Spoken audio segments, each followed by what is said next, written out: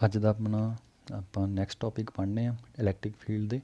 ਠੀਕ ਹੈ, ਯੂਨਿਟ 1 ਦਾ second chapter ਹੈ। ਫਸਟ 2 ਆਰਟੀਕਲ ਮੈਂ ਕਰਵਾਤੇ ਆ, ਨੈਕਸਟ 2 ਰਹਿੰਦੇ ਆਪਣੇ, ਉਹ ਆਪਾਂ ਨੇ ਅੱਜ ਕਰਨੇ। ਠੀਕ ਹੈ, ਦੇਖੋ ਜੇ ਪਿਛਲਾ ਤੁਸੀਂ ਪੜ੍ਹ ਲਿਆ ਆ ਦੈਨ ਇਹਨੂੰ ਦੇਖਿਓ ਇਸ ਲੈਕਚਰ ਨੂੰ, ਨਹੀਂ ਤਾਂ ਉਹਨੂੰ ਰਿਵਾਈਜ਼ ਕਰ ਲਓ। ਠੀਕ ਹੈ, ਫਿਰ ਕੋਈ ਫਾਇਦਾ ਨਹੀਂ ਹੋਣਾ। ਠੀਕ ਹੈ, ਤੁਹਾਨੂੰ 5 ਮਿੰਟ ਲਾ ਕੇ ਰਿਵਾਈਜ਼ ਕਰ ਲਓ ਦੈਨ ਇਹਨੂੰ ਦੇਖੋ। ਅੱਜ ਆਪਾਂ ਨੇ ਪੜ੍ਹਨਾ ਆ ਇਕੁਟੋਰੀਅਲ ਲਾਈਨ। ਠੀਕ ਹੈ, ਇੱਕ ਇਕੁਟੋਰੀਅਲ ਪੁਆਇੰਟ ਮੰਨ ਲੈਣਾ, ਮਤਲਬ 90 ਡਿਗਰੀ ਦੇ ਉੱਤੇ, ਉੱਥੇ ਆਪਾਂ ਨੇ ਇਲੈਕਟ੍ਰਿਕ ਫੀਲਡ ਫਾਈਂਡ ਕਰਨੀ ਹੈ ਇੱਕ ਡਾਈਪੋਲ ਕਰਕੇ। ਠੀਕ ਹੈ, ਤਾਂ ਦੇਖਦੇ ਹਾਂ। ਹੈਡਿੰਗ ਲਿਖ ਲਓ, ਮੈਂ ਹੈਡਿੰਗ ਨਹੀਂ ਲਿਖਣਾ, ਜस्ट ਸਮਝਾ ਦੇਣਾ ਹੈ। ਠੀਕ,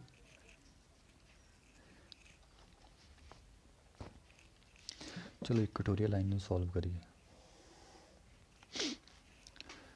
ਚਲੋ ਦੇਖੋ, ਹੁਣ ਡਾਈਪੋਲ ਆਪਾਂ ਪਹਿਲਾਂ ਬਣਾ ਲੈਂਦੇ ਹਾਂ। ਠੀਕ, ਇੱਥੇ ਸਾਡੇ ਕੋਲ ਆ ਗਿਆ ਚਾਰਜ ਕਿਊ, ਇੱਥੇ ਆ ਗਿਆ ਸਾਡੇ ਕੋਲ ਚਾਰਜ ਪਲੱਸ ਦਾ ਕਿਊ। ਦੇਖੋ ਆਪਾਂ ਨੇ ਕੀ ਮੈਗਨੀਟਿਊਡ ਲੈਣਾ ਹੈ, ਤਾਂ ਪਲੱਸ ਕਿਊ ਮਾਈਨਸ ਕਿਊ ਨੂੰ ਤਾਂ ਦੇਖੋ ਕਾਊਂਟ ਕਰਨਾ ਹੀ ਨਹੀਂ। ਠੀਕ ਹੈ, ਮੈਗਨੀਟਿਊਡ ਚਾਹੀਦਾ ਸਾਨੂੰ ਮੇਨ। ਆਹ ਸੈਂਟਰ ਪੁਆਇੰਟ। ਠੀਕ ਹੈ, ਇੱਥੇ ਆਪਾਂ ਨੇ ਇੱਕ ਇਹਦਾ ਪੁਆਇੰਟ ਮੰਨ ਲਿਆ ਇਕੁਟੋਰੀਅਲ 90 ਡਿਗਰੀ 'ਤੇ, ਇਹਨੂੰ ਆਪਾਂ ਨੇ ਕਹਿ ਦਿੱਤਾ ਪੀ ਪੁਆਇੰਟ, ਜਿੱਥੇ ਦੇਖਣਾ ਹੈ ਨਾ, ਜਿੱਥੇ ਆਪਾਂ ਨੇ ਇਲੈਕਟ੍ਰਿਕ ਫੀਲਡ ਦੇਖਣੀ ਹੈ। ਨੈਕਸਟ, ਹੁਣ ਮਾਈਨਸ ਕਰਕੇ ਫੀਲਡ ਕਿੱਧਰ ਨੂੰ ਹੁੰਦੀ ਆ, ਇਨਸਾਈਡ। ਤਾਂ ਫੀਲਡ ਇਹਨੂੰ ਪਹਿਲਾਂ ਆਪਾਂ ਜੋੜ ਦਿੰਦਾ। ਠੀਕ ਹੈ,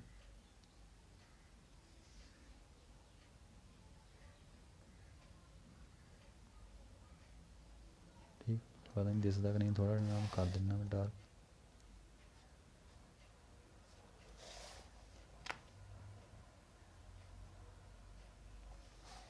ਇੱਦਾਂ ਹੋ ਗਿਆ ਜੀ। ਆਹ ਪੁਆਇੰਟ ਸਾਡੇ ਕੋਲ ਪੀ, ਆਹ ਸਾਡੇ ਕੋਲ ਪੁਆਇੰਟ ਕਿਹੜਾ ਉਹ। ਹੁਣ ਇਸ ਪੁਆਇੰਟ ਕਰਕੇ ਇਹਨੂੰ ਆਪਾਂ ਏ ਮੰਨ ਲੈਂਦੇ, ਇਸ ਪੁਆਇੰਟ ਨੂੰ ਏ। ਆਹ ਪੁਆਇੰਟ ਕੀ ਆ, ਬੀ। ਆਹ ਸਾਡੇ ਕੋਲ ਸੈਂਟਰ ਪੁਆਇੰਟ ਓ। ਏ ਦਾ ਡਿਸਟੈਂਸ ਕਿੰਨਾ ਸੀਗਾ ਸਾਡੇ ਕੋਲ, ਏ, ਤੇ ਏ ਲਿਖ ਦਿੰਦਾ। ਆ ਵੀ ਕਿੰਨਾ, ਏ। ਤਾਂ ਟੋਟਲ ਡਿਸਟੈਂਸ ਸਾਡੇ ਕੋਲ ਕਿੰਨਾ ਸੀਗਾ ਇਹਦਾ,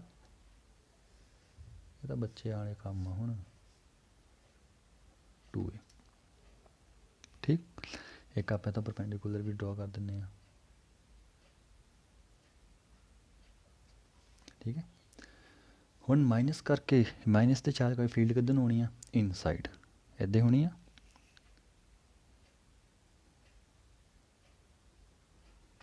ਮਾਈਨਸ ਦੇ ਚਾਰਜ ਕਰਕੇ। ਠੀਕ ਹੈ, ਇਹਨੂੰ ਆਪਾਂ ਕੀ ਕਹਤਾ, E2 ਕਹਿ ਲਓ ਚਾਹੇ EA ਕਹਿ ਲਓ, ਦੋਨੇ ਸੇਮ ਆ। ਠੀਕ ਹੈ, ਕੋਈ ਇਹਦੇ 'ਚ ਉਹ ਨਹੀਂ ਹੈਗਾ। ਮੈਂ E1 E2 ਕਹਿ ਦਿੰਦਾ, E1 ਦੂਜੀ ਨੂੰ ਕਹਿ ਦਿੰਦੇ, ਕਿਉਂਕਿ ਨੋਟਸ ਵਿੱਚ ਇੱਦਾਂ ਲਿਖਿਆ ਹੈ, ਫਿਰ ਤੁਹਾਨੂੰ ਥੋੜ੍ਹਾ ਸਮਝਣਾ ਈਜ਼ੀ ਹੋਣਾ ਤਾਂ ਕਰਕੇ। ਨਹੀਂ ਤਾਂ ਇਹਨੂੰ EA ਵੀ ਕਹਿ ਲਓ, ਕੋਈ ਇਹਦੇ 'ਚ ਉਹ ਨਹੀਂ।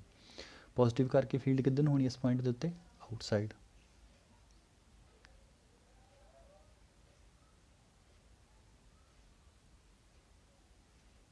ਇਹ ਕਿਹਦੇ ਕਰਕੇ ਹੋਣੀ ਆ, ਇਹਦੇ ਕਰਕੇ। ਤੈਨੂੰ ਮੈਂ ਕਹਿ ਦਿੱਤਾ E1। ਹੁਣ ਦੇਖੋ ਚਾਰਜ ਦਾ ਮੈਗਨੀਟਿਊਡ ਤਾਂ ਸੇਮ ਆ ਨਾ, ਬਸ ਇੰਨਾ ਹੈ ਕਿ ਇਹ ਅਟਰੈਕਟ ਕਰਦਾ, ਹੁਣ ਇਹ ਰਿਪੈਲ ਕਰਦਾ, ਮਤਲਬ ਪਰੇ ਨੂੰ ਕਰਦਾ, ਦੂਰ ਕੀ ਕਰਦਾ। ਹੁਣ ਜੇ ਇਹਦੇ ਕੋਲ ਅਟਰੈਕਸ਼ਨ ਦੀ ਪਾਵਰ ਕਿੰਨੀ ਹੈ, 10, ਅਤੇ ਇਹਦੇ ਕੋਲ ਰਿਪਲਸ਼ਨ ਦੀ ਪਾਵਰ ਕਿੰਨੀ ਹੋਣੀ ਹੈ, 10। ਠੀਕ ਹੈ, ਤਾਂ ਮੈਗਨੀਟਿਊਡ ਤਾਂ ਦੋਨਾਂ ਦਾ ਸੇਮ ਆ, 10 10। ਠੀਕ, ਜਸਟ ਐਗਜ਼ਾਮਪਲ ਦਿੰਦਾ, ਤਾਂ ਇਹਦਾ ਮੈਗਨੀਟਿਊਡ ਕਿਉਂ, ਇਹਦਾ ਮੈਗਨੀਟਿਊਡ ਕਿਉਂ। ਤਾਂ ਜਿਹੜੀ ਦੇਖੋ ਡਾਇਰੈਕਸ਼ਨ ਇਹ ਓਪੋਜ਼ਿਟ ਆ, ਬਟ ਇਹਨਾਂ ਦੀ ਇੰਟੈਂਸਿਟੀ ਕੀ ਰਹਿਣਾ, ਇਹਨਾਂ ਦਾ ਮੈਗਨੀਟਿਊਡ ਕੀ ਰਹਿਣਾ, E1 ਅਤੇ E2 ਦਾ ਸੇਮ ਰਹਿਣਾ ਹੈ।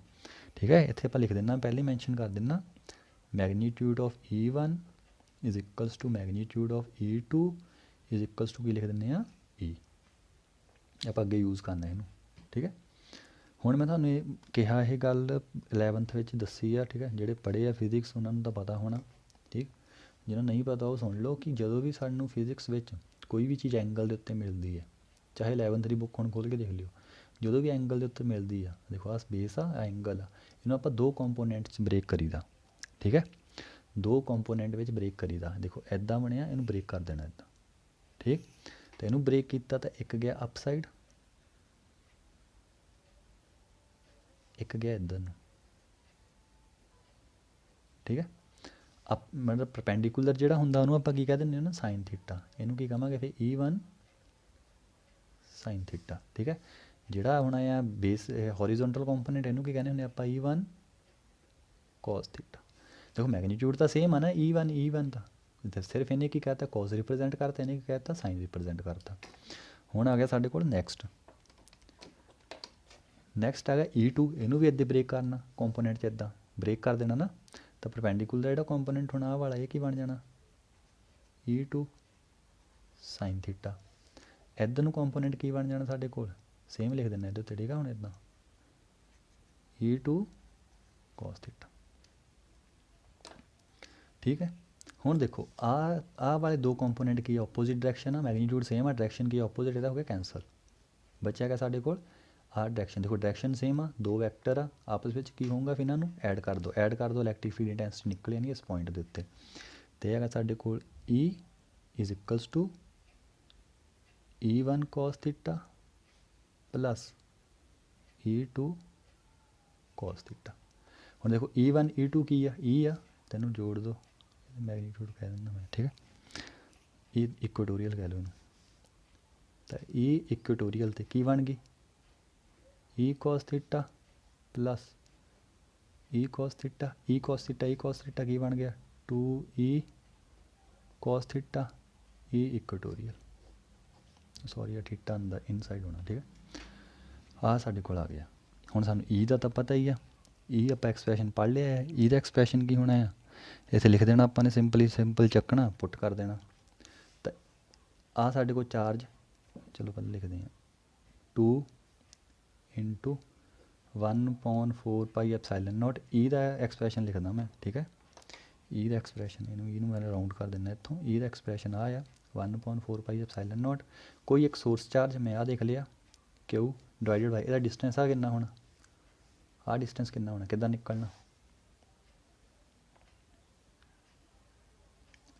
ਆਹ ਡਿਸਟੈਂਸ ਚਾਹੀਦਾ ਨਾ ਸਾਨੂੰ, ਆਹ ਕਿੰਨਾ ਆ, ਇਹਨੂੰ ਮੰਨ ਲਿਆ ਮੈਂ R, ਆਹ ਡਿਸਟੈਂਸ ਨੂੰ ਮੰਨ ਲਿਆ R, ਇੱਥੇ R ਲਿਖ ਦਿੰਦਾ। ਆਹ ਡਿਸਟੈਂਸ ਕਿੰਨਾ, P ਪੁਆਇੰਟ ਸੈਂਟਰ ਤੋਂ R, ਤਾਂ ਕਿੰਨਾ ਹੋ ਜਾਣਾ ਸਾਡੇ ਕੋਲ, ਸਾਨੂੰ ਪਤਾ ਆ root of A square R square plus A square, Pythagoras ਆਉਂਦੀ ਨਾ ਸਾਰਿਆਂ ਨੂੰ, ਆ ਕੇ ਸਾਡੇ ਕੋਲ ਬਣ ਜਾਣਾ R square plus A square. ਤਾਂ ਇੱਥੇ ਪੁੱਟ ਕਰ ਦਿਓ, ਡਿਸਟੈਂਸ ਕਿੰਨਾ R square plus A square, ਇਹਦਾ ਰੂਟ, ਇਹਦੇ ਉੱਤੇ ਸਕੁਏਅਰ ਵੀ ਆਉਣਾ।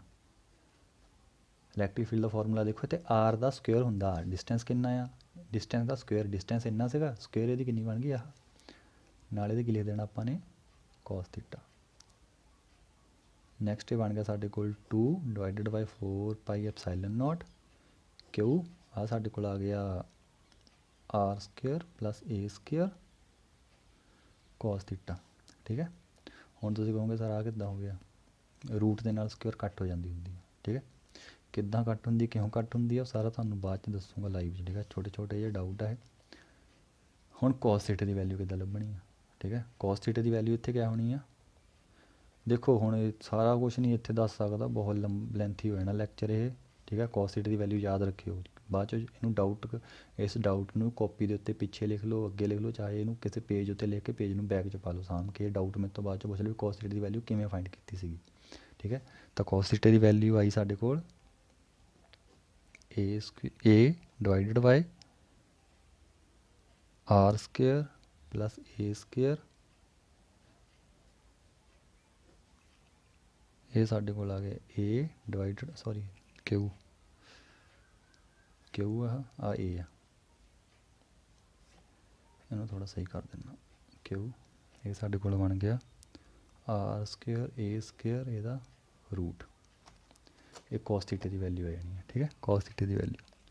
ਨੈਕਸਟ ਇਹ ਆ ਗਿਆ ਸਾਡੇ ਕੋਲ E ਇਕੁਏਟੋਰੀਅਲ, ਇਹ ਬਣ ਗਿਆ ਸਾਡੇ ਕੋਲ 1/4 pi epsilon nought into 2 inside ਚਲ ਗਿਆ, 2Q divided by R square A square, ਇਹਦੇ ਨਾਲ ਆਪਾਂ ਨੇ ਇਹਨੂੰ ਲਿਖ ਦੇਣਾ A R square A square ਦਾ ਰੂਟ, ਠੀਕ। ਨੈਕਸਟ ਕੀ ਹੁੰਦਾ 2QA, ਇਹ ਕੀ ਹੁੰਦੀ ਹੈ 2QA, dipole movement, 1/4 pi epsilon nought P, ਇਹਨੂੰ ਆਪਾਂ ਨੇ ਐਡ ਕੀਤਾ ਤਾਂ ਕੀ ਬਣ ਗਿਆ ਇਹ R ਸਕੁਏਅਰ A ਸਕੁਏਅਰ 3/2, ਇਹ ਆ ਜੀ ਇਲੈਕਟ੍ਰਿਕ ਫੀਲਡ ਐਟ ਇਕੁਏਟੋਰੀਅਲ ਲਾਈਨ, ਠੀਕ। ਇਹ ਆ ਜੀ ਸਾਡੇ ਕੋਲ ਇਲੈਕਟ੍ਰਿਕ ਫੀਲਡ ਐਟ ਇਕੁਏਟੋਰੀਅਲ ਲਾਈਨ। ਹੁਣ ਇਹਨੂੰ ਮੈਂ ਜੇ ਕਹਿ ਦੇਵਾਂ ਕਿ ਇਫ ਡਾਈਪੋਲ ਇਜ਼ ਵੈਰੀ ਸਮੋਲ, ਤਾਂ A ਨੂੰ ਕੀ ਪੁੱਟ ਕਰ ਦੇਣਾ ਆਪਾਂ ਨੇ 0, ਠੀਕ ਹੈ। ਤੇ ਇੱਥੇ ਮੈਂ ਲਿਖ ਦਿੰਦਾ ਨੈਕਸਟ 'ਚ ਕਰੂੰਗਾ, ਲਿਖ ਦਿੰਦਾ, ਚਲੋ 1/4 ਪਾਈ ਐਪਸਾਈਲਨ ਨੋਟ, ਠੀਕ ਹੈ। P a ਨੂੰ 0 ਪੁੱਟ ਕੀਤਾ ਤਾਂ ਕੀ ਬਣ ਗਿਆ r ਸਕੁਅਰ ਇਹਦੀ ਪਾਵਰ 3/2 2 ਨਾਲ 2 ਕੈਂਸਲ r ਕਿਊਬ। ਠੀਕ, ਹੁਣ ਆਉਂਦੀ ਕੋਸ ਦੀ ਗੱਲ। ਕੋਸ ਤੁਹਾਨੂੰ ਦੱਸ ਦਿੰਦਾ ਹੈ ਕਿੱਦਾਂ ਪੁੱਟ ਕਰਨਾ, ਇਹਨੂੰ ਦੇਖ ਲਓ ਹੁਣ ਚੰਗੀ ਤਰ੍ਹਾਂ ਸਮਝ ਲੱਗ ਗਿਆ ਨਾ।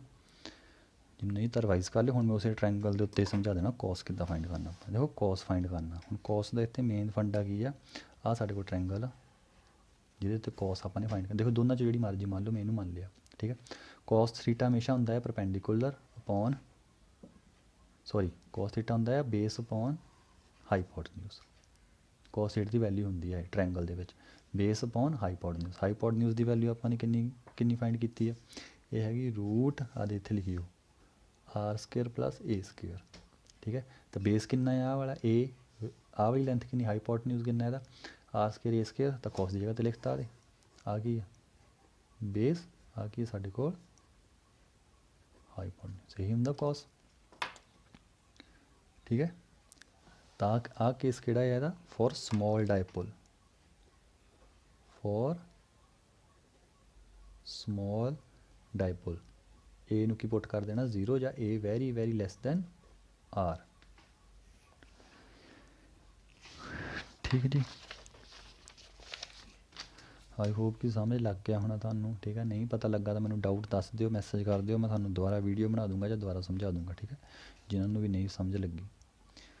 ਨੈਕਸਟ ਆਪਣੇ ਕੋਲ ਹੁਣ ਹੈਗਾ ਇਲੈਕਟ੍ਰਿਕ ਡਾਈਪੋਲ ਇਨ ਯੂਨੀਫਾਰਮ ਇਲੈਕਟ੍ਰਿਕ ਫੀਲਡ। ਹੁਣ ਆਪਾਂ ਡਾਈਪੋਲ ਚੱਕਣਾ, ਆਪਾਂ ਨੇ ਯੂਨੀਫਾਰਮ ਇਲੈਕਟ੍ਰਿਕ ਫੀਲਡ ਵਿੱਚ ਰੱਖ ਦੇਣਾ ਹੈ। ਠੀਕ ਹੈ, ਆ ਦੇਖੋ ਇਲੈਕਟ੍ਰਿਕ ਡਾਈਪੋਲ ਇਨ ਯੂਨੀਫਾਰਮ ਇਲੈਕਟ੍ਰਿਕ ਫੀਲਡ, ਇਹ ਟੌਪਿਕ ਲਿਖ ਲਓ, ਡਾਇਗਰਾਮ ਦੇਖ ਲਓ, ਮੈਂ ਡਾਇਗਰਾਮ ਦੱਸ ਦਿੰਦਾ ਕਿੱਦਾਂ ਬਣਨੀ ਹੈ। ਹੁਣ ਆਪਾਂ ਡਾਈਪੋਲ ਚੱਕਿਆ, ਯੂਨੀਫਾਰਮ ਇਲੈਕਟ੍ਰਿਕ ਫੀਲਡ ਆ ਬਲੈਕ, ਇਹਨੂੰ ਮੈਂ ਕੀ ਕਰਨਾ ਇੱਕ ਇਲੈਕਟ੍ਰਿਕ ਫੀਲਡ ਦੇ ਵਿੱਚ ਰੱਖ ਦੇਣਾ ਹੈ। ਠੀਕ ਹੈ, ਮੈਂ ਬਾਰ ਮੂੰਹੋਂ ਮੈਗਨੈਟਿਕ ਫੀਲਡ ਤਾਂ ਆਉਂਦਾ, ਮੈਗਨੈਟਿਕ ਫੀਲਡ ਬਹੁਤ ਵਾਰ ਮਤਲਬ ਬੱਚਿਆਂ ਨੂੰ ਪੜ੍ਹਾਉਣਾ ਪਿਆ, ਉਹਦੇ ਵਿੱਚ ਤਾਂ ਡਾਊਟ ਭਰ ਕੇ ਮਤਲਬ ਮੈਗਨੈਟਿਕ ਫੀਲਡ ਦਾ ਇਹ ਹਿਸਾਬ ਆ ਕਿ ਤੁਹਾਨੂੰ ਕੁਐਸਚਨ ਵੀ ਆ ਜਾਊਗਾ ਨਾ, ਤੁਹਾਨੂੰ ਕੁਐਸਚਨ ਵੀ ਨਹੀਂ ਉਹਦਾ ਮਤਲਬ ਅੰਡਰਸਟੈਂਡ ਹੁੰਦਾ। ਸਿੰਪਲ ਕੁਐਸਚਨ ਆ ਜਾਂਦਾ, ਸਾਈਕਲੋਟਰੋਨ ਵਾਟ ਇਜ਼ ਸਾਈਕਲੋ ਮੂਵਿੰਗ ਕੋਇਲ ਗੈਲਵੇਨੋਮੀਟਰ ਵਗੈਰਾ, ਇਹ ਤਾਂ ਡਾਇਰੈਕਟ ਪਤਾ ਚੱਲ ਜਾਂਦੇ ਆ। ਬਟ ਛੋਟੇ ਜਿਹੜੇ ਟੌਪਿਕ ਇੱਦਾਂ ਦੇ ਛੋਟੇ ਜਿਹੜਾ ਡਾਈਪੋਲ ਵਗੈਰਾ ਵਾਲੇ, ਉਹ 'ਚ ਤਾਂ ਚਲੋ ਡਾਈਪੋਲ ਹੁੰਦਾ ਨਹੀਂ, ਉਹ ਬੜੇ ਕਨਫਿਊਜ਼ਿੰਗ ਆ। ਤਾਂ ਉਹ ਬਹੁਤ ਵਾਰ ਬੱਚਿਆਂ ਨੂੰ ਕਰਾਇਆ, ਤਾਂ ਕਰਕੇ ਉਹ ਬਾਰ ਮੈਗਨੈਟਿਕ ਫੀਲਡ ਆਈ ਜਾਂਦਾ ਇਲੈਕਟ੍ਰਿਕ ਫੀਲਡ ਦੀ ਜਗ੍ਹਾ। ਇਹ ਤਾਂ ਇੱਕ ਵਾਰੀ ਕਰਵਾਉਣ ਦੀ ਜ਼ਰੂਰਤ ਆ, ਬਸ ਇਹ ਸਮਝ ਲੱਗ ਜਾਂਦੀ ਈਜ਼ੀਲੀ। ਹੁਣ ਡਾਈਪੋਲ ਇਨ ਯੂਨੀਫਾਰਮ ਇਲੈਕਟ੍ਰਿਕ ਫੀਲਡ। ਠੀਕ ਹੈ, ਇਹ ਵੇਰੀਐਂਟ ਨਹੀਂ ਯੂਨੀਫਾਰਮ। ਕੁਐਸਚਨ ਵਿੱਚ ਯੂਨੀਫਾਰਮ ਨਾ ਲਿਖਾਂ ਤਾਂ ਸਾਰਾ ਕੁਛ ਚੇਂਜ ਹੈ। ਡਾਈਪੋਲ ਇਨ ਯੂਨੀਫਾਰਮ ਇਲੈਕਟ੍ਰਿਕ ਫੀਲਡ। ਠੀਕ ਹੈ, ਇਹ ਆ ਗਿਆ। ਹੁਣ ਦੇਖੋ ਜਿਹੜੇ ਤਾਂ ਮੇਰੇ ਤੋਂ ਪਹਿਲਾਂ ਪੜ੍ਹੇ ਹੋ 11th 'ਚ, ਠੀਕ ਹੈ, ਉਹਨਾਂ ਲਈ ਤਾਂ ਇਹ 15-20 ਮਿੰਟ ਬਹੁਤ ਆ, ਲੱਗ ਜਾਂਦੇ ਸਮਝ। ਠੀਕ ਹੈ, ਜਿਨ੍ਹਾਂ ਨੂੰ ਹੁਣ ਇਹ ਆਦਤ ਆ ਕਿ ਇੱਕ ਘੰਟਾ ਜਿੰਨੀ ਦੇਰ ਬੰਦਾ ਬੋਲਦਾ ਨਹੀਂ ਸਾਨੂੰ ਸਮਝ ਨਹੀਂ ਲੱਗਦੀ, ਉਹਨਾਂ ਦਾ ਕੁਛ ਨਹੀਂ ਹੋ ਸਕਦਾ। ਠੀਕ ਹੈ, ਉਹਨਾਂ ਨੂੰ ਫਿਰ ਟਾਈਮ ਲੱਗਣਾ ਮੇਰੇ ਲੈਵਲ 'ਤੇ ਥੋੜ੍ਹਾ ਜਾਣ ਨੂੰ। ਠੀਕ ਹੈ, ਇਹ ਨਹੀਂ ਹੈਗਾ ਕਿ 40 ਮਿੰਟ ਬੋਲੀ ਜਾ, ਪੜ੍ਹਨਾ ਤੁਸੀਂ ਤਾਂ ਵੀ ਸਹੀ ਦੱਸਾਂ 15 ਮਿੰਟ ਹੀ ਆ ਸਾਨੂੰ ਸਹੀ। 5 ਮਿੰਟ ਦਾ ਸੌਂਗ ਵੀ ਸੁਣਦੇ ਹੋ ਵੀ ਤੁਹਾਡੀ ਪੂਰੀ ਕੌਨਸਨਟ੍ਰੇਸ਼ਨ ਨਹੀਂ ਹੁੰਦੀ 300 ਸੈਕਿੰਡ ਲਈ ਵੀ।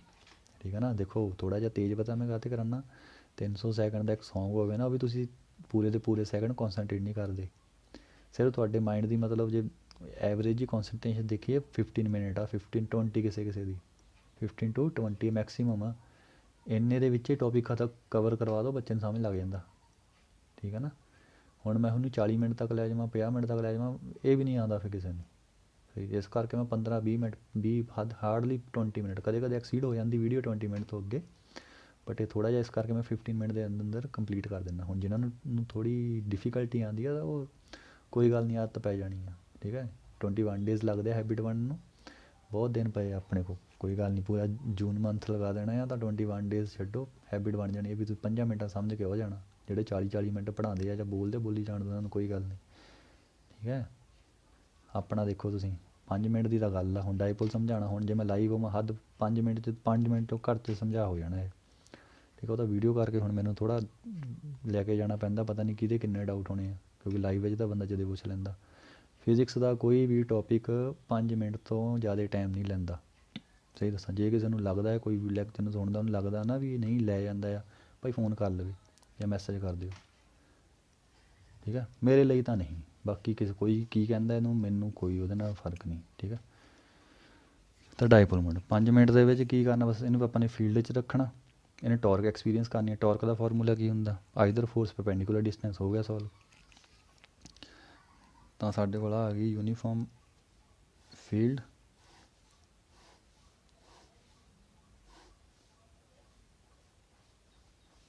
ਫੀਲਡ ਕਿਹਦੇ ਕਰਕੇ ਆ, ਪੋਜ਼ਿਟਿਵ ਚਾਰਜ ਕਰਕੇ। ਤਾਂ ਹੀ ਦੂਰ ਨੂੰ ਜਾਣੀ। ਇਹਦੇ ਵਿੱਚ ਆਪਾਂ ਨੇ ਪਲੇਸ ਕਰ ਦਿੱਤਾ ਇੱਕ ਡਾਈਪੋਲ।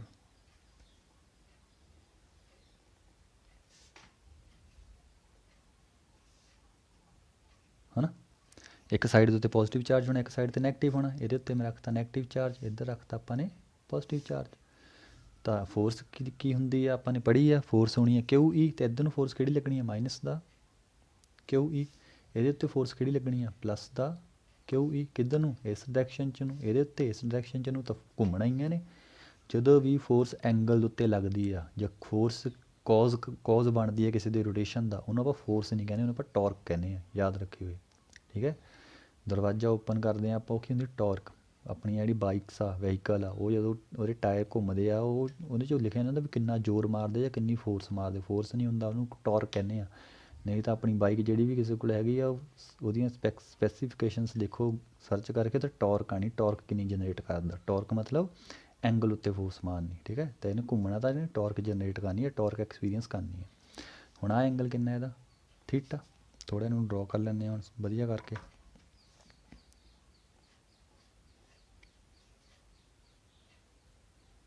ਠੀਕ ਹੈ, ਆਹ ਪੁਆਇੰਟ ਹੋ ਗਿਆ N, ਠੀਕ।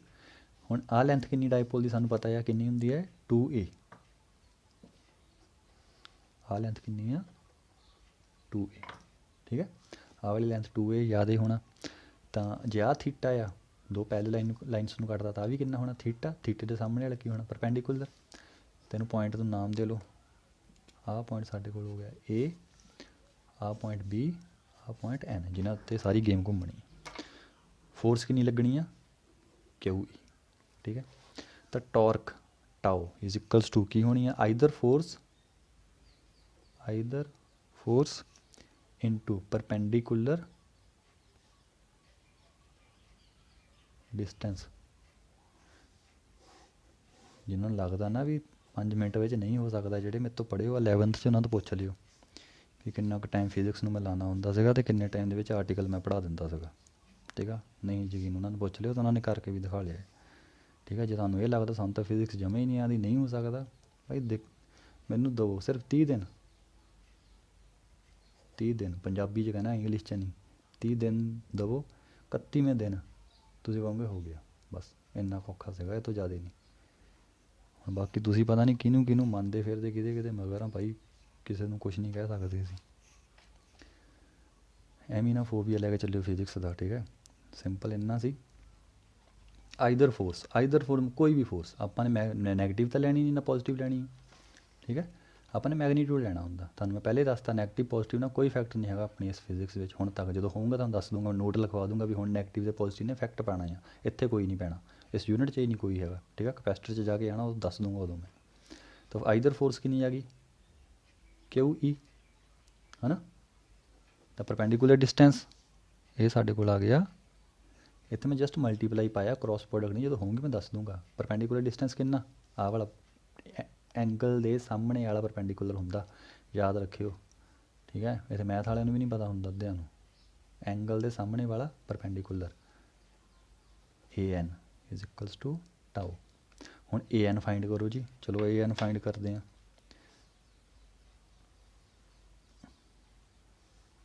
ਇੱਦਾਂ ਹੀ ਆ, ਆਹ ਥੀਟਾ, ਥੀਟੇ ਦੇ ਨਾਲ ਵਾਲਾ ਪੁਆਇੰਟ ਕਿਹੜਾ B, B ਦੇ ਸਾਹਮਣੇ ਵਾਲਾ ਕਿਹੜਾ N, ਉੱਪਰ ਵਾਲਾ ਕਿਹੜਾ A, ਠੀਕ ਹੈ। ਤਾਂ ਥੀਟਾ ਕਿਆ ਹੁੰਦਾ, AN ਫਾਈਂਡ ਕਰਨਾ। AN ਕਿੱਦਾਂ ਫਾਈਂਡ ਹੋਣਾ, ਹੁਣ AN ਨੂੰ ਫਾਈਂਡ ਕਰਨ ਦੇ ਲਈ ਸਾਨੂੰ ਥੀਟਾ ਤਾਂ ਪਤਾ, ਥੀਟਾ ਤਾਂ ਕਾਊਂਟ ਕਰਨਾ ਹੀ ਕਰਨਾ। ਬੈਕ ਸਾਈਡ 'ਤੇ ਨੂੰ ਚੱਲ ਜਾਓ, ਸਾਈਨ ਥੀਟਾ ਇੱਥੇ ਯੂਜ਼ ਕਰ ਲਓ, ਠੀਕ ਹੈ।